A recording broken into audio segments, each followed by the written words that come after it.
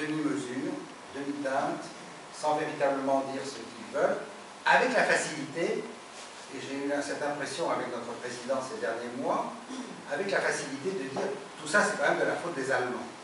Alors c'est quelque chose qu'on entend en Italie, qu'on entend en Espagne, qu'on entend au Portugal, qu'on entend en Grèce, alors en Grèce on ne parle pas, mais qu'on commence aussi à entendre en France, que tout ça c'est de la faute des Allemands. Et c'est les Allemands qui nous obligent à faire des politiques qui ruinent les peuples. Et par rapport à ça, évidemment, les grands partis de gouvernement sont dans une situation très très difficile. Ils n'osent pas condamner l'Allemagne, mais ils n'osent pas non plus dire que ce n'est pas l'Allemagne qui impose ça, mais que c'est aussi la situation du pays, et puis les engagements qu'on a pris à l'égard de l'Union européenne. Il y a quand même presque tous les pays européens ont signé le pacte de stabilité budgétaire. Voilà. Donc, c'est ma conclusion provisoire en attendant de discuter avec vous, mais donc, ce que je crois aujourd'hui, c'est que les partis pro-européens ont peur de leur peuple. Voilà la vérité. Et ce qui est très inquiétant, c'est que, très astucieusement, les partis anti-européens maintenant appellent au référendum partout. Partout.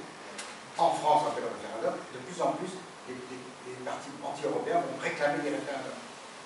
Or, des référendums sur l'Europe, les partis pro-européens les perdront. Les perdront. Parce que les gens voteront contre l'Europe et contre leur propre gouvernement et les politiques qui mènent. Et donc, ce que font les gouvernements, c'est d'essayer d'empêcher les référendums, avec tous les problèmes que ça pose quand on se dit démocrate et qu'il s'agit de problèmes aussi importants. C'est en ce sens que je disais que les gouvernements sont sur la défensive dans ces conditions. Alors évidemment, la crise elle-même a rendu ces choses très graves. On peut très bien penser, espérer en tout cas certainement, penser peut-être que dans les années qui viennent, cette crise va s'estomper. Mais ça n'est pas totalement certain. Il n'est pas certain qu'on va sortir rapidement de cette crise. Et en tout cas, pour le pays que je connais le mieux, le mien, la France, je suis persuadé qu'on n'est pas prêt de sortir de cette crise pour des raisons qui n'ont rien à voir avec l'Allemagne et qui ont beaucoup à voir avec la France. Et donc, par conséquent, voilà pourquoi je disais qu'on est à un point quand même très particulier, assez inquiétant de l'évolution, qui me fait penser que même si, à la fois par raison et par optimisme, les deux, je pense que la construction européenne s'en sortira et que l'euro s'en sortira, je dois avouer que j'en suis plus sûr à 100%. Je pense qu'il y a une marge d'incertitude. On ne peut pas être sûr totalement, même si ce serait une folie, pour bien des raisons, on ne peut pas exclure totalement que l'aventure de l'euro soit un échec. On ne peut pas l'exclure totalement. Et on ne peut pas l'exclure totalement parce que, en réalité, comme je vous l'ai dit, d'une part, les partis pro-européens n'ont pas les bases et le courage pour défendre véritablement l'Europe. Et que d'autre part, plus la crise s'aggrave, plus évidemment les peuples ont l'impression que c'est l'Europe qui les oblige et qui les amène à la ruine. Et donc l'opinion. D'ailleurs, si vous regardez ne serait-ce que le baromètre, l'eurobaromètre qui a été fait à Bruxelles, vous verrez à quel point la pente sur les opinions favorables à l'égard de l'Europe est comme ça depuis quelques années. Hein. Donc, bon, alors, je prends, c'est pas dramatique, parce que entre dire je ne suis pas tellement pour la construction européenne et puis dire qu'il faut sortir de l'Europe, il y a quand même un grand pas. Et à mon avis, je ne suis pas sûr encore que les peuples soient prêts à franchir ce pas. Donc, il y a des marges de manœuvre, je ne pense pas qu'il faille non plus penser que la situation est désespérée. Mais je pense quand même que pour des raisons objectives, telles que j'ai essayé de vous les décrire, je pense que c'est très compliqué. La situation est vraiment très compliquée si cette crise dure toujours. Et ce que je crains maintenant, et c'est mon dernier mot, beaucoup de choses reposent sur l'Allemagne en réalité aujourd'hui. Or, que se passe-t-il? J'ai tiré au moins de ce que dit notre président de la République, que je vois ça dans beaucoup de pays, j'ai vu ce qui s'est passé au Portugal la semaine dernière, dans d'autres pays, en Italie on va voir. Je crains quand même que les gouvernements, même les plus pro-européens, et même les plus décidés à faire ce qu'il faut pour maintenir leurs engagements, parce qu'ils savent bien que c'est l'intérêt de leur propre pays, qu'ils cèdent, qu'ils laissent couler, qu'ils n'aient pas le courage de le faire. Et qui disent, et c'est un peu au fond, moi le message que j'ai retiré de notre propre président de la République dans une interview qu'il a fait à la télévision il y a quelques semaines, qui est de dire, bon bah, voilà, on ne tiendra pas nos engagements. On ira à Bruxelles et on dira, ben voilà, on ne tient pas nos engagements. On ne peut pas les dire. Et les 3%, ben ce sera 4%. Puis voilà. c'est ce que notre président a appelé « je refuse les politiques d'austérité ». Donc, je ne ferai pas ce que j'ai promis de faire. Alors évidemment, tout ça, ça veut dire jusqu'où l'Allemagne accepterait que finalement tous ces pays ne tiennent pas leurs engagements. C'est pour ça que je dis que tout repose sur l'Allemagne. Est-ce qu'en Allemagne, la terreur de voir sombrer la zone euro sera plus forte ni moins forte que l'idée de voir que tout ça ne s'arrange pas, que les pays ne tiennent pas leurs engagements, avec une opinion publique allemande qui peut devenir de plus en plus anti-euro, sinon anti-européenne. C'est la raison pour laquelle, si vous voulez, je ne suis pas très optimiste en ce moment sur la dynamique des choses. Je trouve que la dynamique ne va pas dans le bon sens. Elle ne va pas dans le bon sens parce que nos hommes politiques, ça c'est malgré tout, même si je sais que c'est pas facile, c'est pas facile de dire aux autres ce qu'il faut faire. En général, j'essaie de ne pas le faire. Mais malgré tout, je pense que nos hommes politiques, pendant 15-20 ans, n'ont pas eu le courage, n'ont pas eu la volonté de bâtir un pouvoir politique en même temps qu'ils bâtissaient une monnaie unique. Et c'est une question que je m'étais posée d'ailleurs dès 1992, hein, c'est pas nouvelle chez moi, ça fait plus de 20 ans que je me pose cette question. Est-ce qu'on peut durablement avoir une monnaie unique sans avoir un pouvoir politique unique? C'est une question simple, mais qui reste une question forte. Et la réponse est peut-être non.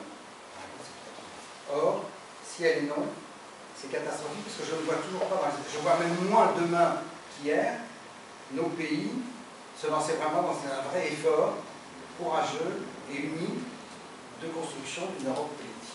Alors, on n'a toujours pas d'Europe politique, on raconte pas l'histoire. Voilà pourquoi je suis un peu désolé, malgré mon tempérament optimiste, de finir sur une note, sinon pessimiste, au moins interrogative.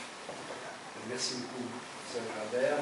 Effectivement, une note plutôt pessimiste.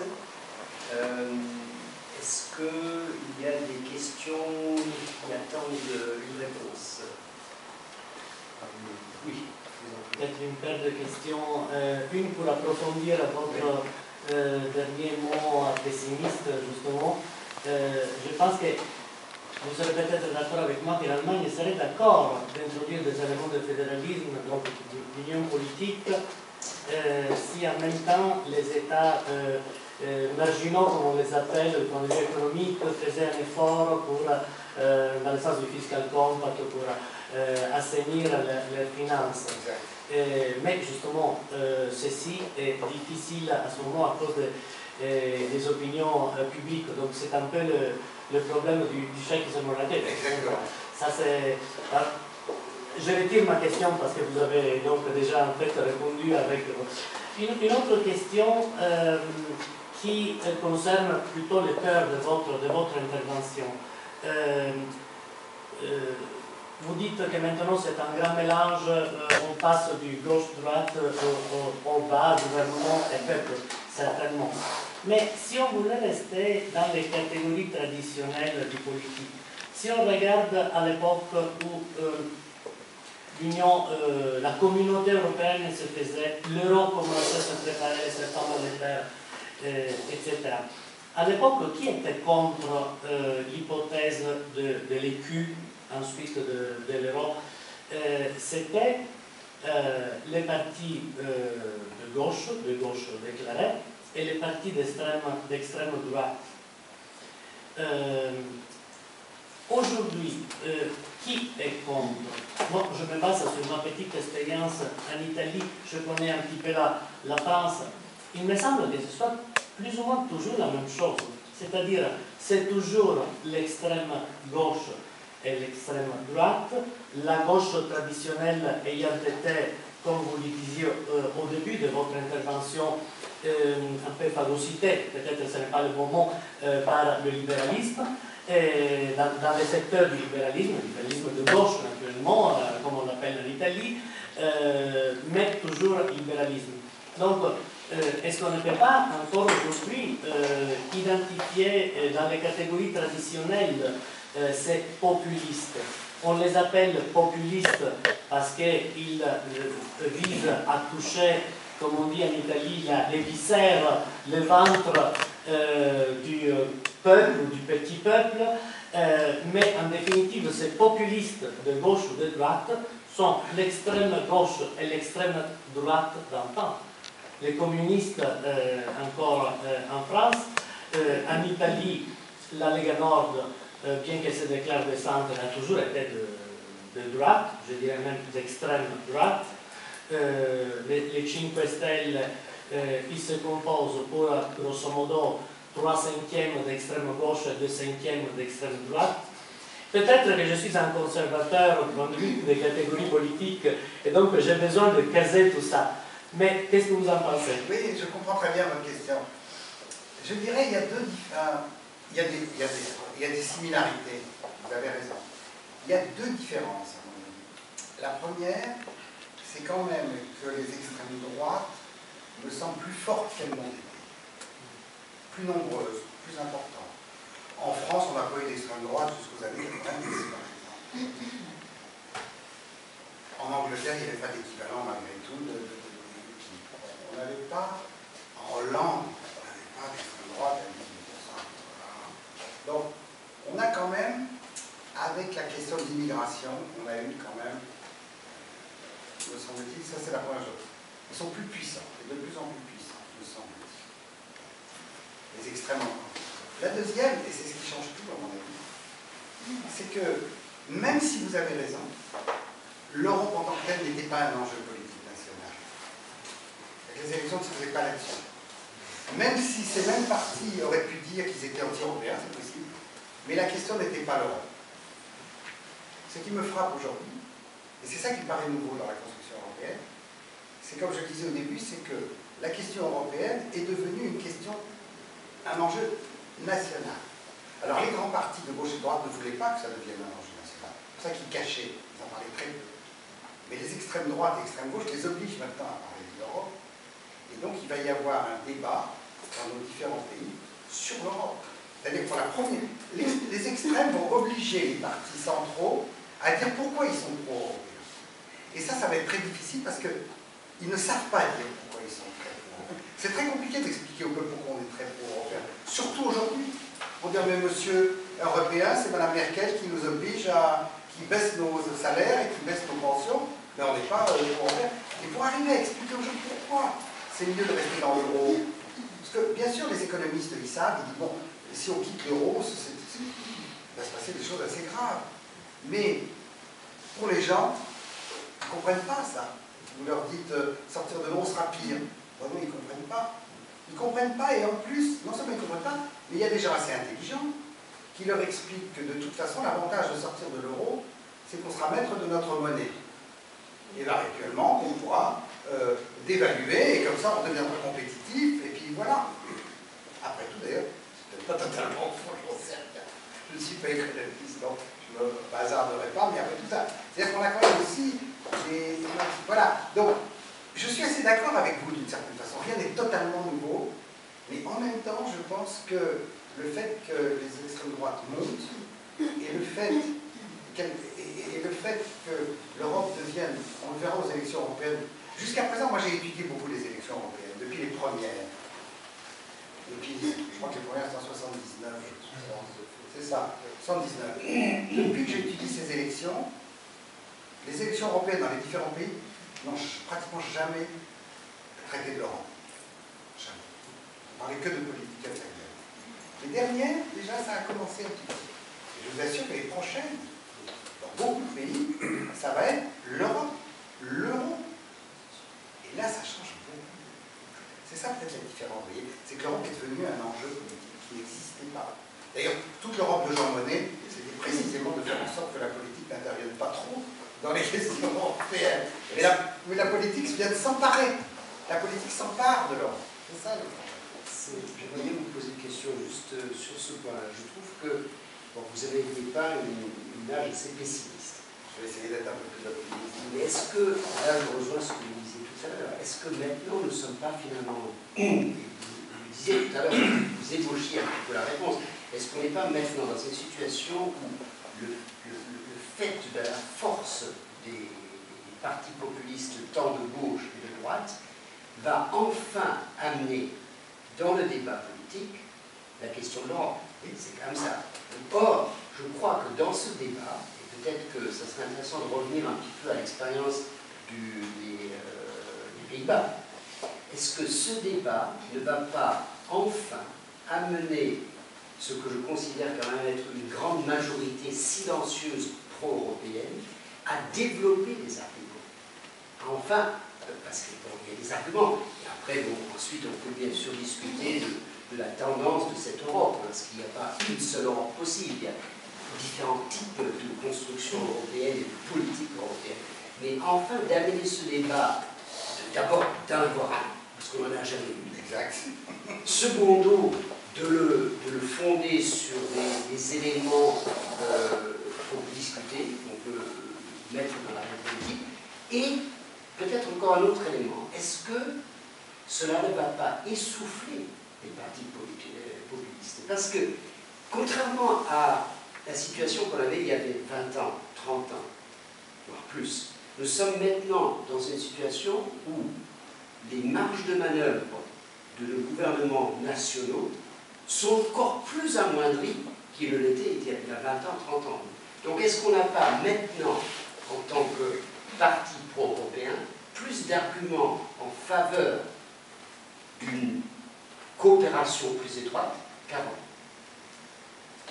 Parce que ce n'est pas une chance, plutôt que... Ça va me permettre je vois ça comme une chance. optimiste, là, pour une fois. Non, les éléments d'optimisme, par rapport à votre question, il y en a de deux sortes, à mon avis. Le premier, quand on regarde à fond les enquêtes d'opinion, mais quand on travaille vraiment, attentivement, on s'aperçoit quand même que les peuples, malgré tout, dans leur majorité, sont convaincus qu'on est quand même plus fort à plusieurs que tout seul. Moi, ça m'a frappé. C'est pour ça que je disais tout à l'heure qu'entre dire on n'aime pas ces politiques, on est contre l'Allemagne, on est contre l'Europe, tout, et puis dire on sort de l'Europe, c'est autre chose. Ça, c'est mon premier élément d'optimisme. Il y avait beaucoup de questions intéressantes dans la dernière livraison de l'Eurobaromètre qui est paru en décembre, je crois, décembre 2012. Quand on demande aux gens est-ce qu'on réglera mieux les problèmes de la crise ensemble ou séparément, ils disent quand même ensemble. Quand on leur dit est-ce qu'il faut sortir de l'euro, dans pratiquement tous les pays qui sont dans l'euro, parce que c'est ça qui est intéressant, c'est qu'il y a un vrai clivage entre les pays membres de l'euro et les autres. Les pays qui ne sont pas dans l'euro, bon, ce qui dirait, ça peut paraître une vérité de la Palestine, mais quand même c'est intéressant, les pays qui ne sont pas dans l'euro, les peuples sont profondément anti-euro. Je ne crois pas qu'ils viendront en euro par l'euro. Mais ceux qui y sont ne sont pas pour en sortir, globalement. Donc ça, c'est un premier élément d'optimisme, je dirais. L'autre élément d'optimisme, c'est que les peuples ont quand même une relative sagesse et ils savent que c'est plus difficile de gouverner que de critiquer. Ils savent qu'on a besoin. Ils râlent, ils ne sont pas contents, mais ils savent quand même que n'importe qui ne peut pas diriger un pays non plus. D'ailleurs, ça me frappe parce que quand vous faites des enquêtes sur ces partis populistes, il y en a une en France très intéressante sur le Front National qui vraiment fait une percée et la présidente du Front National a une bonne image, beaucoup de gens sont prêts à voter pour eux. Mais quand on pose la question, est-ce que vous souhaitez que ce parti gouverne de la France? À ce moment-là, ça s'effondre. Vous avez peut-être 7-8% qui disent oui, pas 20 ou 25. Donc il y a quand même une relative, je dis bien une relative, légitimité des partis de gouvernement. Voilà. Donc si vous voulez, je pense aussi que la partie n'est pas perdue. Et vous avez raison, d'une certaine façon, je pense qu'il est bon que ces partis soient obligés de dire pourquoi ils sont pro-européens. Car ils ont toujours évité de le faire, avec les résultats que l'on voit. Donc je pense, comme vous, que c'est une bonne chose qu'ils soient obligés de le dire. Le problème, c'est que je ne suis pas sûr. Le problème, c'est qu'ils ne sont pas très courageux. Ils ne sont pas courageux pour des raisons humaines, c'est tout simplement, ils ont peur de perdre des électeurs, c'est aussi simple que ça. Et puis, deuxièmement, parce que je crois qu'ils ne savent pas exactement sur quels arguments fonder cette défense de l'Europe. Ils ne savent pas très bien. Ils ne savent pas très bien parce que, bon alors, si, il y a toujours eu des arguments, mais ça tout le monde est d'accord, sur la paix, ça c'est vrai, voilà, c'est un argument depuis toujours. Mais sur le plan économique, expliquer aux gens pourquoi ils ont intérêt à l'euro et à l'Europe, il n'y a pas de discours. Il n'y a aucun discours. Je ne dis pas qu'il est facile d'ailleurs, hein, surtout en période de crise et d'austérité, il n'est pas facile. Mais il n'y a pas de... Je ne connais aucun grand parti de droite ou de gauche qui explique...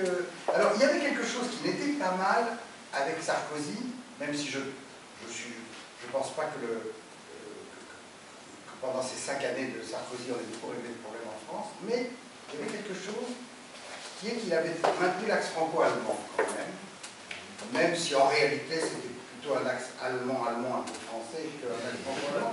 Mais il a réussi à faire croire un petit peu quand même qu'il y avait toujours un axe franco-allemand avec une espèce d'échange avec Angela Merkel qui était tu fais comme si on était tous les deux aussi forts et puis en fait c'est vrai que c'est toi qui commande en gros, c'était un peu ça, le non-dit, disons, de l'axe franco-allemand.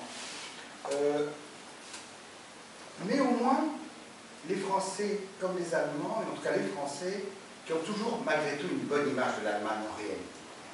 Là, ils sont peut-être pas contents en ce moment, mais les Français ont, en général, et au travers de l'histoire, sauf à quelques moments particuliers, ils ont quand même une assez bonne image de l'Allemagne, parce qu'ils ont toujours le sentiment que les Allemands sont plus sérieux qu'eux, qu'il leur manque la qualité allemande qui est le sérieux. Et donc, au fond, l'axe franco-allemand, même vu par Sarkozy, ça arrive. Aujourd'hui, pour des raisons diverses, sur lesquelles on pourra peut-être discuter, Hollande, le président français Hollande n'a pas pris cette position. Il n'a pas pris cette position. Il est plutôt dans une position d'affrontement avec l'Allemagne. Enfin, d'affrontement apparent. Comme avec Sarkozy, il y avait une entente apparente. Sur le fond, c'est plus compliqué. Il y a quand même un affrontement avec ce secret espoir à la fois que les pays du Sud pourront tous s'opposer à l'Allemagne, et puis d'autre part avec cet autre espoir, à mon avis mal placé, que si les socialistes allemands gagnaient les élections, ça changerait beaucoup de choses. Je ne crois pas. Et donc, si vous voulez, on est... En plus, là, il y a quelque chose qui vacille, qui est cet axe franco-allemand qui a toujours été quand même l'épine dorsale de l'Europe. De ce point de vue-là, je trouve que Hollande prend des risques politiques. Oui, je crois que peut-être il y avait une personne avant moi. Volevi parlare? Ah oui, Sì. Io sarebbe più anche loro. Oui. Je voulais dire une chose, il est évident que l'Europe, les discours de l'Europe s'articulent sur trois axes. Le peuple, les gens. C'est les gens européens, je crois que et un peu l'italien, j'extrémise un peu.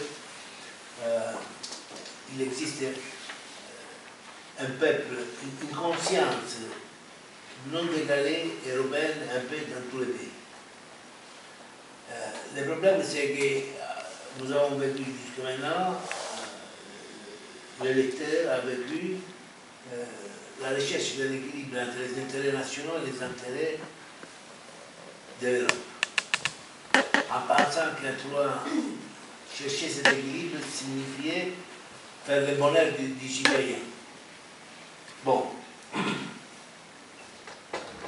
il y a les États membres, donc les gouvernements, les partis, le monde plus proprement dit politique et le monde économique. Le monde économique, à mon avis, il ne cherche pas la définition du problème. Le plus il y a des certitudes, le plus il peut faire des spéculations, le plus il peut tirer les épingles du jeu. Le monde politique. Il est vrai, vous l'avez dit, et vous avez tout à fait raison. En Italie, existe-t-il encore le monde politique? Je crois que dans la plupart des électeurs, c'est clair qu'il n'existe plus de monde politique. Les partis ne sont plus représentatifs. On sait la question, qu'est-ce que c'est un parti? Qu'est-ce qu'il doit faire un parti? À qui il se réfère un parti? Est de plus en plus fréquente. Néanmoins, il existe dans ces discours spécifiques de ce soir la recherche des moyens pour les citoyens, pour les électeurs, de faire valoir ses espoirs, ses projets, ses ambitions. Alors, à votre avis, comment est-ce qu'ils peuvent agir, les électeurs, pour stimuler les partis politiques à s'occuper du projet Europe, mais à s'en occuper constamment, pas seulement à la veille des élections européennes, là où, évidemment, il est tout à fait compréhensible, chacun essaie de sortir des élections avec les moindres dégâts possibles, si pas avec les plus possibles.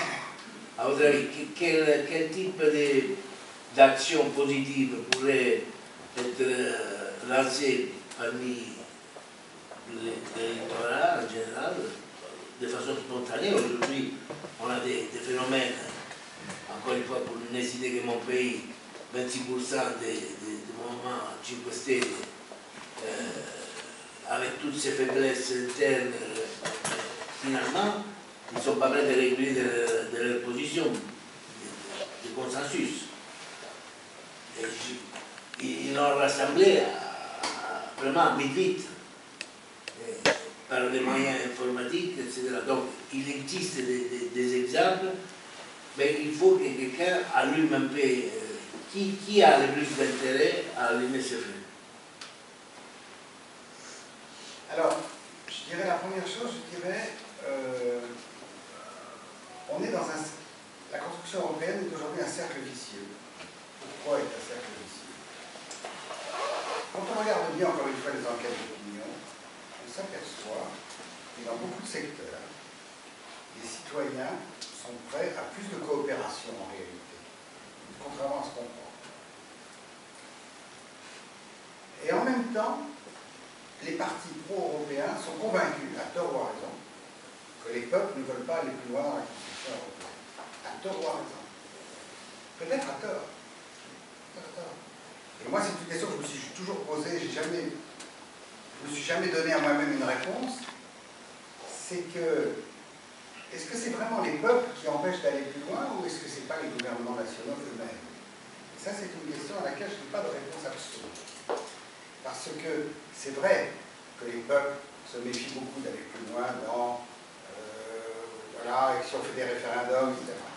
Et c'est vrai qu'on s'est enfermé dans cette histoire des référendums, parce que si on peut avancer maintenant, parce que les peuples sont partie prenante, si on peut avancer dans la discussion européenne qu'avec des référendums, et c'est vrai que ces référendums, on les perdra souvent, sûrement, c'est vrai que ça devient très compliqué. Et en même temps, je suis persuadé que les peuples sont prêts à accepter plus de choses qu'on ne le croit, à condition qu'on s'apprenne bien, qu'on sache exactement quoi proposer, etc. Je ne suis pas sûr que les peuples soient si fermés que ça sur eux-mêmes. Simplement, il faut bien reconnaître, mettons-nous à la place de ces peuples. On ne leur propose pas grand-chose d'intéressant, on ne leur dit pas grand-chose, on ne les mobilise pas quand même. On ne mobilise pas. Or, j'en reviens sur là, c'est pour ça que j'ai dit un cercle vicieux. Tant que les hommes politiques font leur carrière politique uniquement sur une base nationale, il n'y a pas de raison qu'ils prennent en compte d'autres intérêts que leurs intérêts nationaux. C'est ça le vrai gros problème. Alors de temps en temps, on tombe sur des grands super-hommes, des gens qui transcendent, comme ça a été le cas après la guerre, voilà, avec Adenauer, avec Schuman, on a des gens qui transcendent et qui ont une certaine légitimité à un moment donné. Aujourd'hui, le problème, c'est que nos hommes politiques n'ont ni la légitimité historique, ni le courage, ni les idées pour véritablement mobiliser. Pourquoi voulez-vous que les peuples se mobilisent si personne ne les mobilise? On ne peut pas aujourd'hui reprocher au peuple de ne pas avancer si personne ne leur propose quoi que ce soit. Or, je continue à penser que depuis Mitterrand-Kohl et le traité de Maastricht, ça fait plus de 20 ans que personne ne propose plus rien. Et comme en plus les gouvernements, après Jacques Delors, se sont mis d'accord pour réduire au maximum la Commission européenne, mais qu'en même temps, l'intergouvernemental, on en parlait tout à l'heure, on n'a pas su véritablement. Il a essayé, mais l'intergouvernemental n'est pas devenu ce qu'on aurait pu penser, c'est-à-dire un vrai super exécutif européen. C'est resté un marchandage entre les intérêts nationaux, ça reste là. Et probablement ça reste là. Et donc, le problème, c'est que, alors je ne dis pas que c'est facile, hein, mais c'est pour ça que moi je n'accuse pas d'abord les peuples. Je pense que les hommes politiques ont un travail qu'ils ne font pas. Alors, je ne dis pas qu'il est facile à faire. Mais je pense aujourd'hui que les hommes politiques européens n'ont pas de projet politique européen. Voilà la réalité. Aucun projet politique. Comment voulez-vous mobiliser les gens si vous n'avez aucun projet politique? Or, ils n'en ont pas. Ils n'en ont pas. Et du coup, l'euro est un peu suspendu en l'air, on défend l'euro, mais les gens se demandent, mais pourquoi? Pourquoi on défend l'euro? Il n'y a pas de puissance européenne, il n'y a pas de quoi. Nous, on est un certain nombre à penser qu'il faut défendre l'euro. Mais les gens, pourquoi défendre l'euro dans ces conditions? Si l'euro, et c'est ce que leur disent les partis populistes, c'est plus d'impôts, plus de hausse des prix, plus de ceci, il y a beaucoup de